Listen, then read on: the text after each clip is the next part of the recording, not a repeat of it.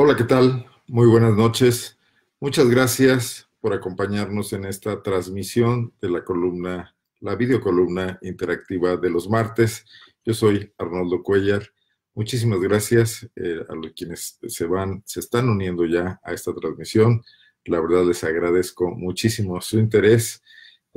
Bueno, pues vamos a dar un poco de tiempo para que se reúnan algunas de las personas que suelen aquí acompañarnos. Vamos a hablar de tres temas el día de hoy. Dos de ellos están muy relacionados. El gobernador Diego Sinue Rodríguez Vallejo cumple exactamente el día de hoy. Hoy es 26 de marzo. Un 26 de septiembre tomaba posesión el año pasado, 2018, de la gubernatura de Guanajuato.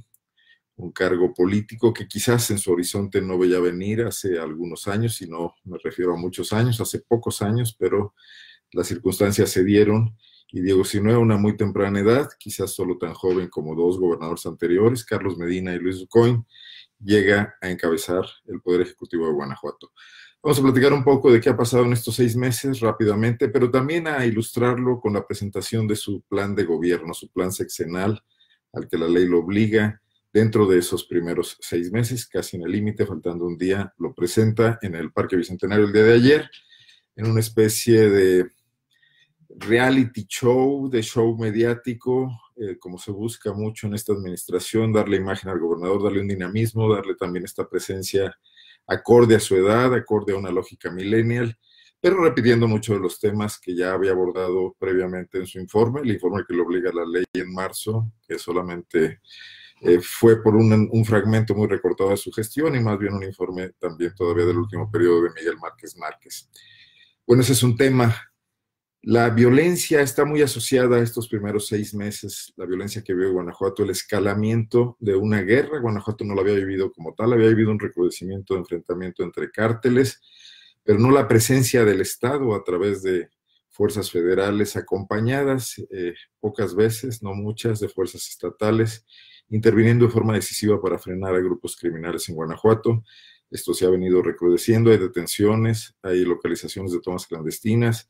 El Ejército y la Marina están actuando en Guanajuato con precisión y con prontitud, sin duda debido también a algunas detenciones que han ocurrido en estos días. Sin embargo, ello no frena el alto número de asesinatos que ocurren en Guanajuato, en todas las ciudades del estado, sobre todo el corredor industrial. Abre usted los periódicos y aunque encuentra un rosario de casos y se suman, como hacen algunos medios con este ejecutómetro, se ve que los niveles de violencia siguen fuertes y que no los logran frenar ni siquiera esa intervención del gobierno federal ni esas detenciones. Ayer particularmente la sociedad guanajuatense y la sociedad política se estremecieron por el asesinato de 4 funcionarios, 3 de ellos muertos en el mismo ataque donde ocurrió, y uno más tarde, el día de hoy, hospitalizado en Salvatierra, Guanajuato. 4 funcionarios de la administración pública, 3 funcionarios y un empleado, y uno de ellos un funcionario sobre el que recaían importantes responsabilidades, un jefe de gobierno, un cargo que normalmente no se acostumbra en los municipios. Vamos a platicar de eso también. Y finalmente, bueno, pues les quiero dar a conocer lo que sin duda muchos de ustedes ya saben, la apertura de este nuevo espacio informativo del que yo formo parte junto con otros destacados profesionales de la comunicación, el Laboratorio de Periodismo y Opinión Pública, que ya tiene corriendo pues poco más o menos que 48 horas, no sin tener algunas vicisitudes que aquí les platicaré. Bueno, pues si les parece, ya tenemos quórum, ya tenemos una audiencia importante. Yo agradezco mucho a quienes ya están aquí siguiéndonos, destacadas presencias y personalidades. Ya hay algunos saludos. Ulises López, muchísimas gracias por manifestar aquí un buen saludo. También Jaime Ramírez Robles nos dice que les da gusto vernos activos. Pues aquí andamos. Dice que espera que me acuerde el doctor Jaime Ramírez. Bueno, ya tenemos oportunidad de recordar. Félix Alberto Cardona también nos felicita y dice que iniciamos muy puntualmente. Bueno, tratamos de hacerlo a las 9 con unos segundos de más. Yo les agradezco mucho que se conecten, que se comuniquen, que nos hagan preguntas o que nos digan sus opiniones, sus discrepancias, sus coincidencias. Miguel Ángel Baltasar también lo mando saludar, y Gloria Cano. Muchísimos saludos a doña Gloria Cano aquí en León, Guanajuato. Bueno, vamos al tema de los 6 meses del gobierno. Ya es una medida importante para conocer qué nos depara esta administración. más allá de los 100 días emblemáticos que se han convertido en una especie de termómetro del arranque de una administración. Aquí ya tenemos pues 180 días, tenemos un semestre con asuntos importantes. Diego Sinué inició su gobierno ratificando a muchos funcionarios de la anterior administración. En el gabinete ampliado prácticamente todos, en el gabinete legal muchos de ellos, trajo a 4 mujeres, aumentó sensiblemente la cuota de mujeres con respecto a su antecesor Miguel Márquez, que solamente tenía una mujer en el gabinete, la Secretaría de la Gestión Pública, Isabel Tinoco.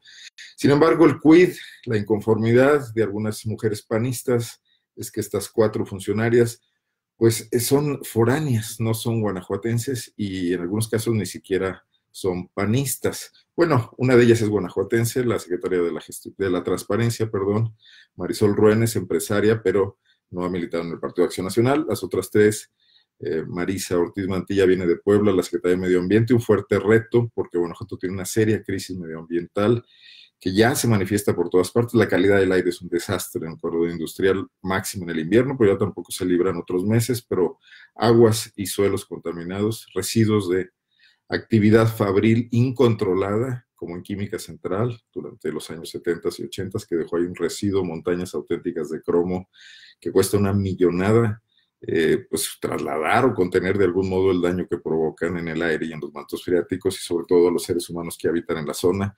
O Química Central, Quidesa en Salamanca, o esta otra empresa Tecem, que es la evolución o involución, quizá podríamos decir, de Fertimex, de Fertilizantes de México, y que han provocado graves pasivos ambientales en la zona, no se diga ya el río Lerma y la mayor parte de los cuerpos de agua de Guanajuato muy contaminados. Bueno, pues esa tarea fue encargada a una funcionaria poblana panista, que no se ha visto muy claro su desempeño. Por cierto, hago un paréntesis breve para dar una exclusiva, ya ve que se nos está haciendo costumbre, hace 8 días también lo hicimos.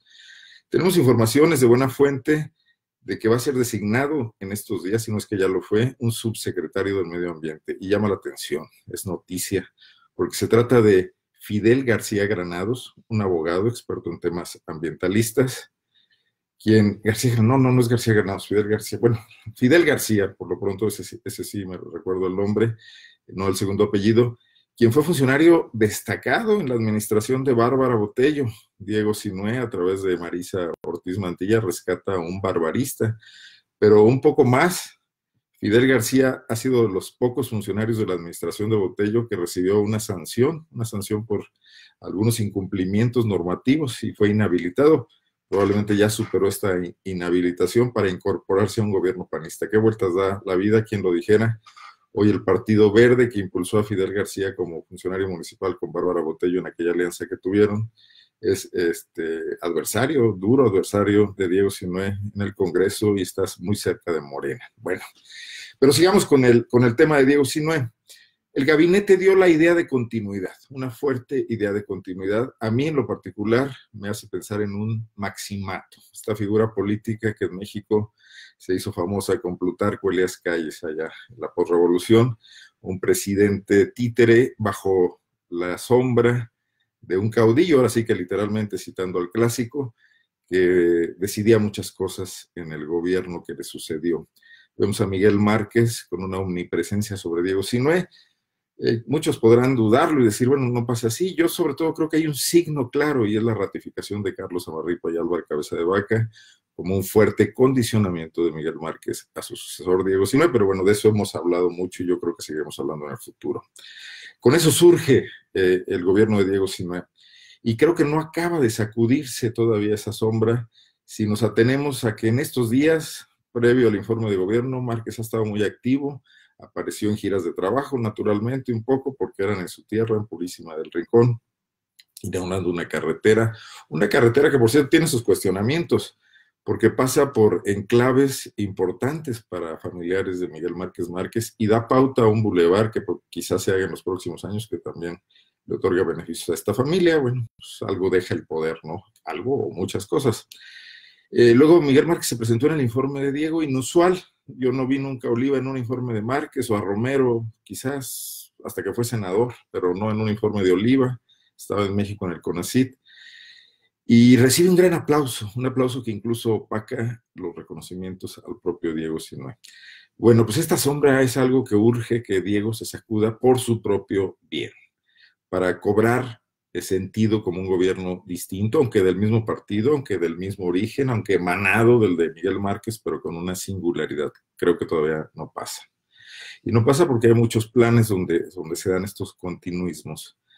En sus presentaciones que hemos visto en estas 2 últimas semanas, el informe de gobierno y hoy la presentación del plan de gobierno, Diego hereda mucho de lo que Miguel Márquez también trataba de hacer, estos informes de characheros, el quitarse la corbata. Se ve la mano de personajes como Juan Aguilera, que fue el director de comunicación social de Márquez, hoy es el gurú de la comunicación de Diego Sinue desde TV4, aunque no ocupa un cargo, maneja mucho, tiene mucha influencia, tiene mucha mano en las decisiones que están tomándose. Y quizás Juana de la Cruz, aunque Juana de la Cruz Martínez, secretaria particular, quien fuera la coordinadora de políticas, de estrategias políticas, coordinadora de estrategia política, algo así, de Miguel Márquez Márquez, pero sin duda una sombra fuerte que viene pues desde las épocas de Juan Manuel Oliva. Hay quien dice, Oliva es el que sigue mandando a Guanajuato. Yo no lo veo así, creo más bien que Miguel Márquez ha sido muy listo para retomar algunas fortalezas de Oliva y hoy trasladárselas a Diego Sinue y seguir ejerciendo una influencia. El plan de gobierno de Diego, creo que no amerita que lo comentemos mucho. Es una colección de buenos deseos que dependerán mucho de las circunstancias. Se ve a Diego Sinue echado para adelante, con voluntarismo, con ganas de hacer cosas, pero para hacerlas hay que decir el cómo, hay que saber cómo hacerlas.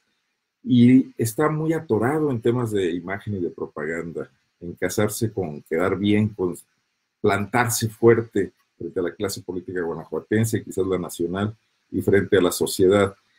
Yo creo que eso es algo que viene por añadidura. Si empiezan a resolverse algunos problemas serios de Guanajuato, si no se atora el tema del crecimiento económico producto de las nuevas circunstancias que vivirá el país y el mundo en los próximos años, si la inseguridad no sigue siendo este pesado lastre y de verdad este gobierno encabezado por Silvio Rodríguez se dedica a reconstruir las policías municipales, por ejemplo, vendrá la fama, vendrá el reconocimiento de la sociedad, pero tratar de plantar a un gobernador solamente en base a la imagen cuando los problemas allá afuera son reales, parece una apuesta pues, riesgosa, parece una apuesta delicada.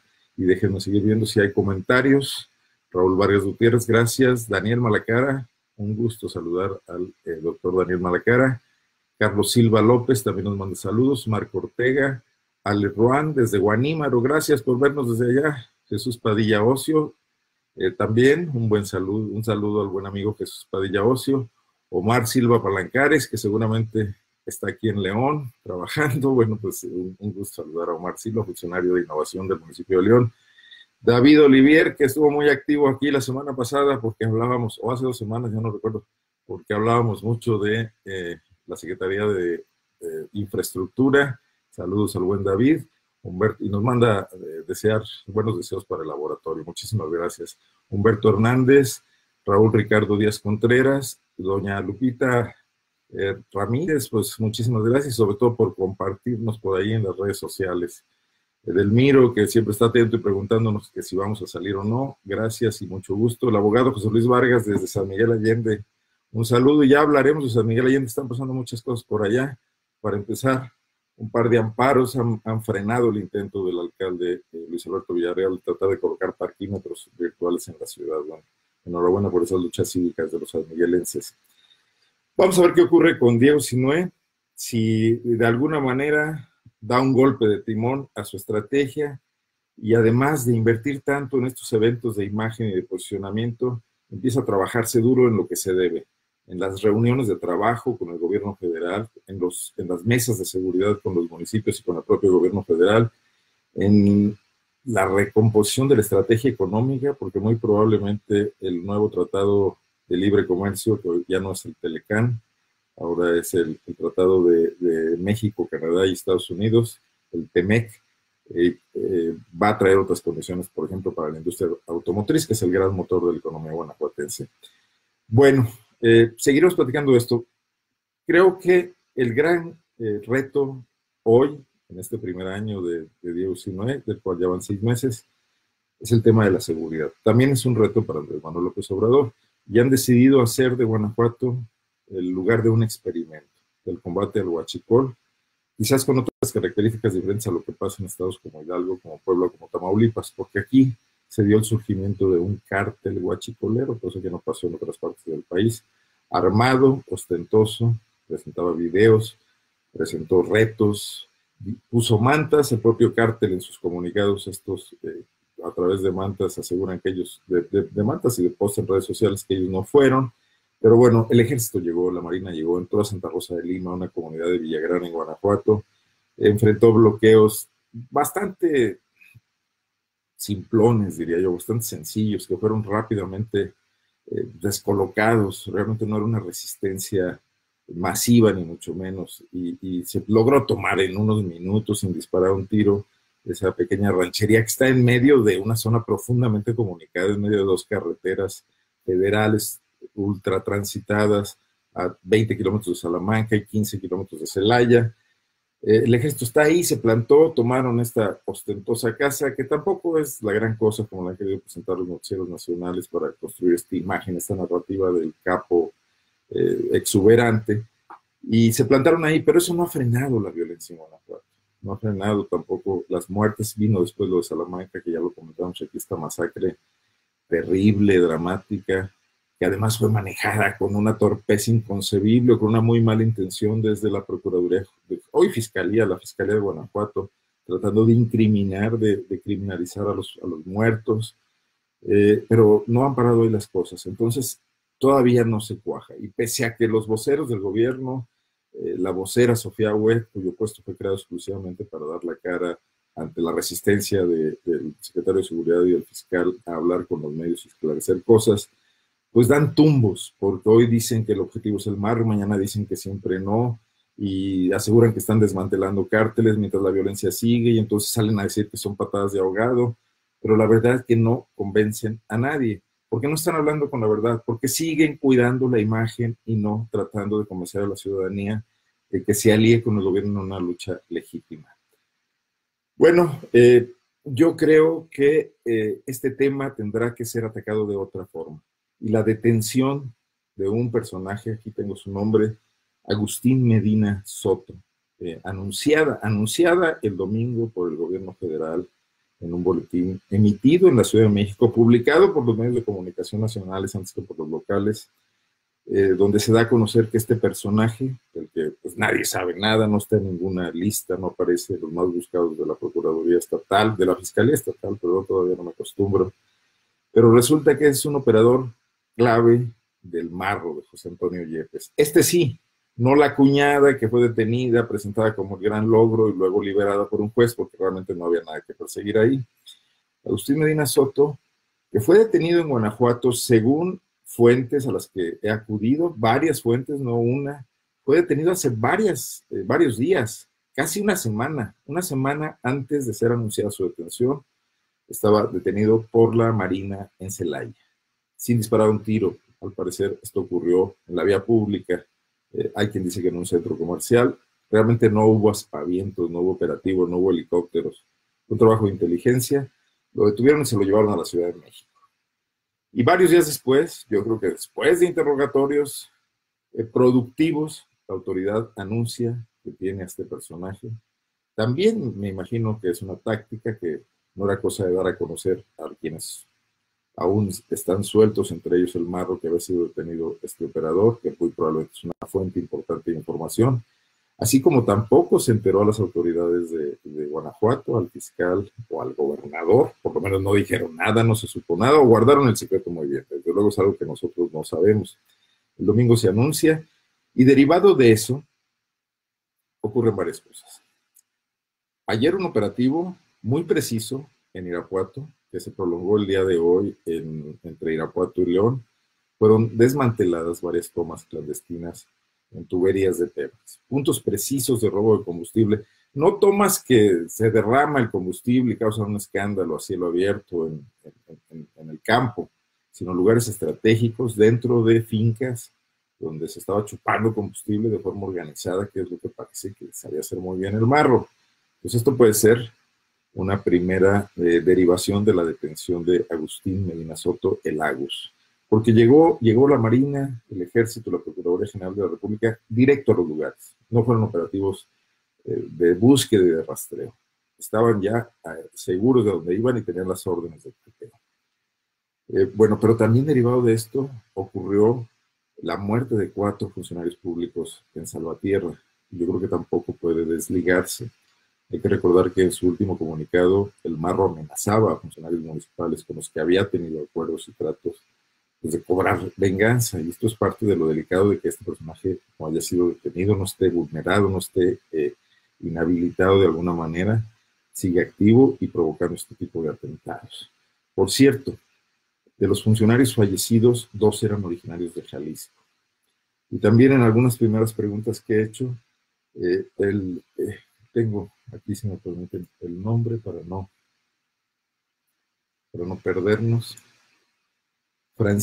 Mario Francisco Solano Muñoz, jefe de gabinete del municipio de Salvatierra. Este cargo no existe normalmente. En León no hay un jefe de gabinete. Se discute en estos momentos la posibilidad de que haya un city manager, un gerente de la ciudad, pero no un jefe de gabinete. Solano, al parecer, ejercía un gran poder en Salvatierra con la presidenta municipal panista Alejandrina, perdón que se me olvida el nombre de la alcaldesa, Alejandrina Saman. Es casi un vicealcalde. Es muy delicado lo que pasó en Salvatierra. No sabíamos la existencia de este tipo de funcionarios y esta función. En Salvatierra se le conoce poco porque llegó importado de Guadalajara. Es un descalabro serio de la administración municipal. Hay gran consternación. El día de hoy, después de muchas horas de silencio, salió a hablar por ahí un síndico del municipio, el síndico del Partido Acción Nacional, Enrique Villagómez Cortés. La alcaldesa nunca dio la cara para lamentar profundamente lo que había pasado y para pedir una investigación a fondo de lo que pasó en Salvatierra en estos hechos. Profundamente consternado el síndico Enrique Villagómez, quien ha sido candidato también a alcalde en Salvatierra por el PAN, no ha ganado las elecciones. Yo creo que no podemos como sociedad descuidarnos de lo que está pasando, pero es primordial que el gobierno nos hable con la verdad. Me llama mucho la atención que ayer el fiscal Carlos Amarripa ostensiblemente haya dejado a la prensa con preguntas, se haya evadido, se haya escurrido, haya dejado que fuese la vocera la que dijo otra vez generalidades, otra vez vaguedades, hablar de lo que ya se sabía, que se han congelado cuentas, lo que Santiago Nieto informó en conferencia de prensa mañanera de Andrés Manuel López Obrador la semana pasada, se nos viene a repetir a Guanajuato, y los periódicos lo retoman y les dan notas principales, como si estuvieran diciendo algo nuevo, pero lo central, lo esencial, si hay una carpeta de investigación, ¿qué está pasando en Salvatierra? De eso no se quiso hablar. El fiscal general autónomo mantiene esta política de absoluto silencio, de secretismo o de desconcierto. Tampoco habló de la detención de Agustín Medina. ¿Qué está pasando? ¿Hay un divorcio? Esta es la idea que quieren mandar. La federación está actuando en Guanajuato y no le avisa a la fiscalía. La fiscalía está siendo dejada de lado, marginada en las investigaciones del gobierno federal. Es delicado de saber, ¿no? Los guanajuatenses merecemos información. Ojalá esto se aclare, ojalá hablen y den la cara a los funcionarios públicos. Es su obligación, cobran dinero público. El fiscal podrá ser muy autónomo, pero vive del presupuesto público.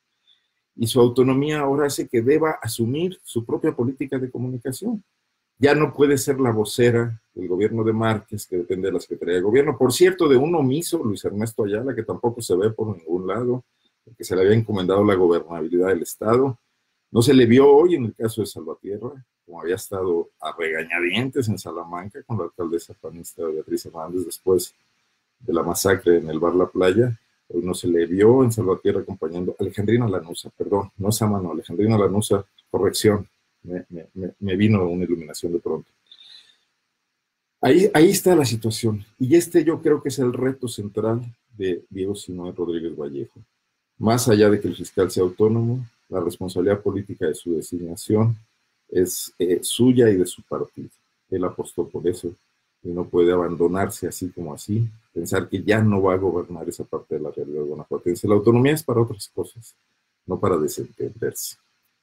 Bueno, vamos a ver qué sigue con los próximos meses y si esta vocación del reality show prosigue y no la de hacer política seria, política de fondo, política de profundidad. Es como si Churchill solamente hubiera apostado a sus emisiones nocturnas de radio y no a estar en una mesa sentado con todo el mundo gobernando Inglaterra e influyendo en el destino de la guerra con los aliados. Que lean más libros de historia, como dice Gandhi. Finalmente, ya para no extender esto demasiado, quisiera compartirles que estamos pues, con mucho gusto, con mucha alegría, con una firme emoción, iniciando este nuevo proyecto de Laboratorio de Periodismo y Opinión Pública. Un proyecto minimalista, acotado, no es un diario digital con la velocidad que probablemente tienen otros portales. Les pedimos una disculpa, no vamos a estar en todas las noticias todo el tiempo. Vamos a apostar por hacer periodismo reposado, periodismo de investigación. Vamos a tratar de documentar lo máximo que podamos, sin quedar fuera, pues, tampoco del ritmo de la información y de las noticias.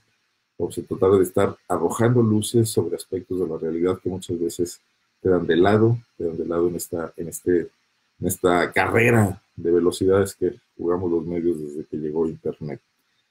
Ayer iniciamos realmente el domingo en la noche, un poco antes de la medianoche, con un primer reportaje sobre la actuación de Juan Hernández, el inaugural secretario del Migrante y Enlace Internacional, un hombre muy poco sintáctico, secretario del Migrante y Enlace Internacional. Bueno, así lo hicieron.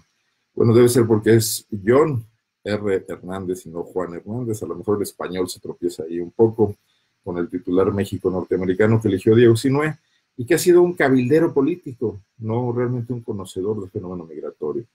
Bueno, John Robert Hernández, o Juanito Hernández, o Johnny Hernández, tuvo la peregrina idea de contratar o de convenir con una empresa de mexicanos en los Estados Unidos, cuyo nombre es Integra Límite, algo por el estilo. Integra es el nombre principal. La prestación de servicios del gobierno de Guanajuato del otro lado de la frontera con los paisanos en los Estados Unidos.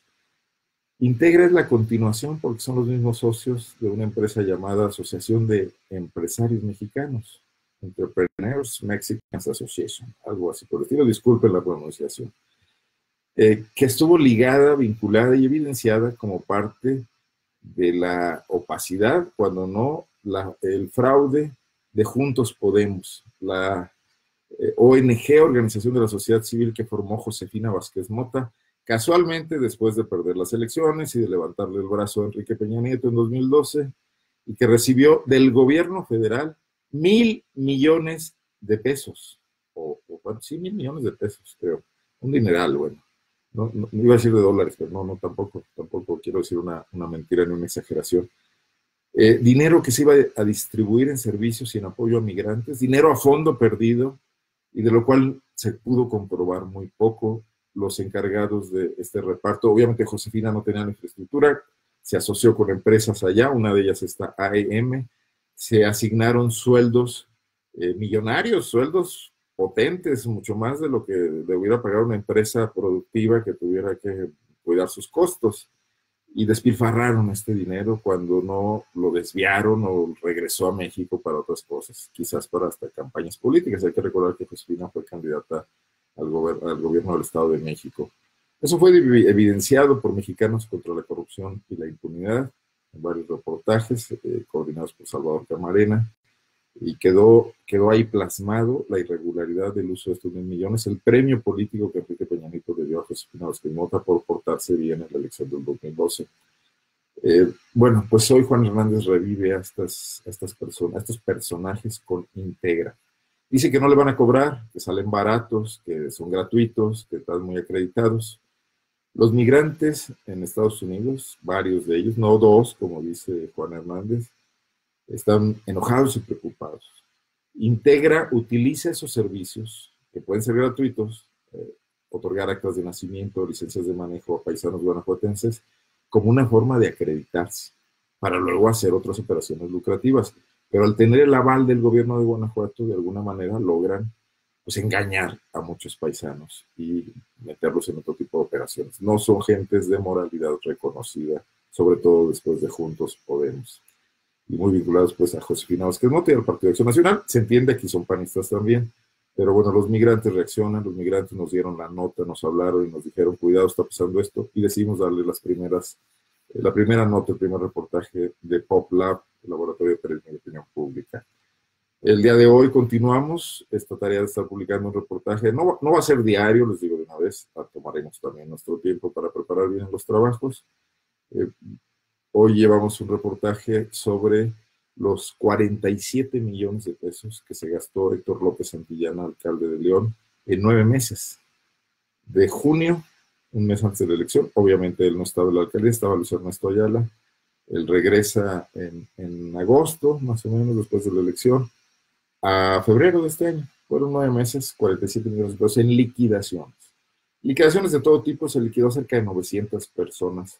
Unas probablemente pues, de forma natural, concluyeron ciclos, se retiraron, eran empleados que ganaban poco, recibieron sus partes proporcionales. Pero hay grandes premios. Hay personajes como Gilberto Enríquez, el tesorero, al que ya le surgía que se fuera porque era un poco incómodo, a que le dan 700,000 pesos, perdón. O un juez municipal, el Liberio García Monzón. Ese es un caso curioso y le dedicamos un poco más de espacio porque Liberio fue designado por el Congreso de Guanajuato, propuesto por Diego Sinoy, designado por el Congreso como magistrado del Tribunal de Justicia Administrativa. El Liberio se va de la posición de juez en León, donde ganaba 70,000 pesos aproximadamente, a ser magistrado del Tribunal de Justicia con un sueldo de 186,000 pesos. 186,000 pesos. Nada de que yo gano más o menos que López Obrador, un dineral, o sea, mucho más de lo que marca la nueva ley impulsada por López Obrador. Es más, casi tanto como el gobernador, Diego Sinoy. Pero no solo eso, el Liberio tiene, por la reforma legal por la que se creó el Tribunal de Justicia, se reconvirtió el Tribunal del Contencioso en Tribunal de Justicia, un encargo de 10 años el angelito. Va a ser 10 años magistrado con ese sueldo que va a ir mejorando seguramente de acuerdo a la inflación, pero todavía sí viene al municipio de León y reclama una liquidación.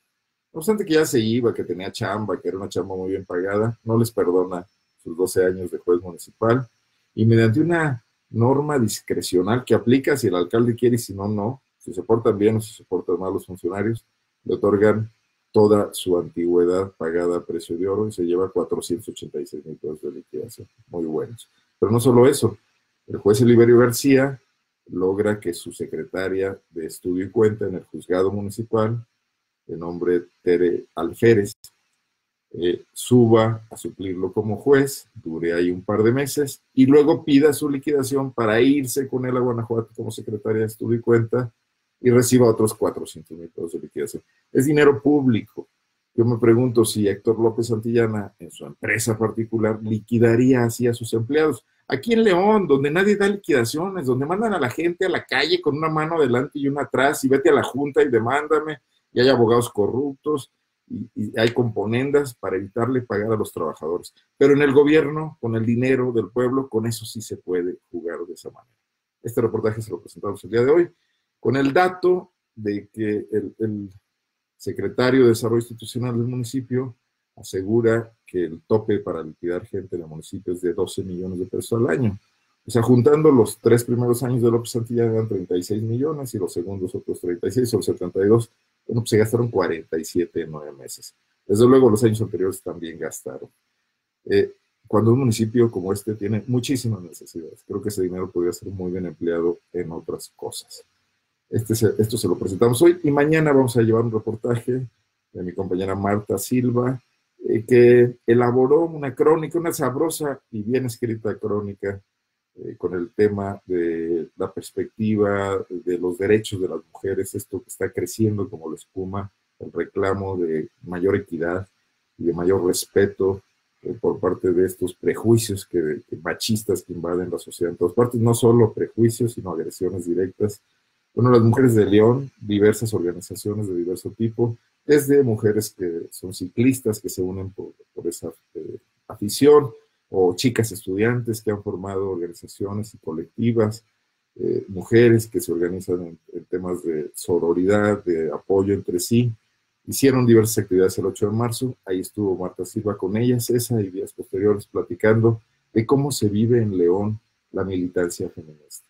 Esto que en el mundo tiene ya 50 años quizás de estar operando, que ha sufrido retrocesos, que avanza, que penosamente logra conquistar espacios en una cultura milenaria, patriarcal y machista. ¿Cómo se vive en una ciudad como esta? Conservadora, desde luego, más no decir. Bueno, pues ese es el trabajo que les presentamos mañana. Yo creo que está por subir en unos momentos más a la página de PopLab.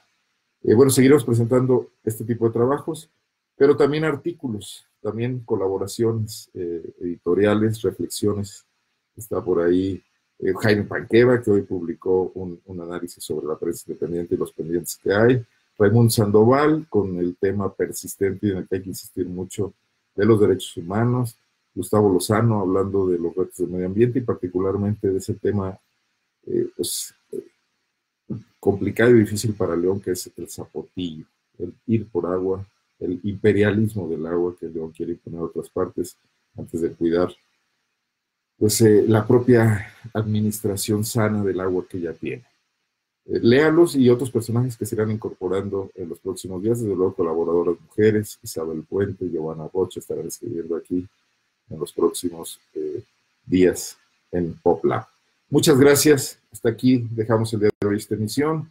Yo creo que ya se me pasaron muchos comentarios. Perdón, me emocioné y me seguí de frente. Dice Humberto Gutiérrez García que le tocó ver el descenso de un helicóptero de la Marina a un lado del puerto interior y policías federales revisando ductos que se pueden apreciar en la autopista esto el día de hoy. Alejandrina Lanosa me corrige Gloria Cano y se lo agradezco mucho. Ya había yo autocorregido y me había equivocado primero. Pero muchísimas gracias por sus correcciones, por no leerlas a tiempo. La regué. Edelmiro dice que Edelmiro Gómez, la Federación no confía en la Fiscalía del Estado. Félix Alberto Cardona, muy bien por abrir un nuevo espacio. Queda como responsabilidad de los ciudadanos interactuar con ustedes a través de este medio que le está dando voz a las luchas sociales, como la reivindicación periodística en PopLab. Felicidades, nos dice, y yo se lo agradezco mucho. Miguel Ayala Espino, me alegra mucho por esta nueva fuente informativa, mucho éxito. Muchísimas gracias a todos y también a quienes se unieron a esta transmisión. Tuvimos muy buena audiencia.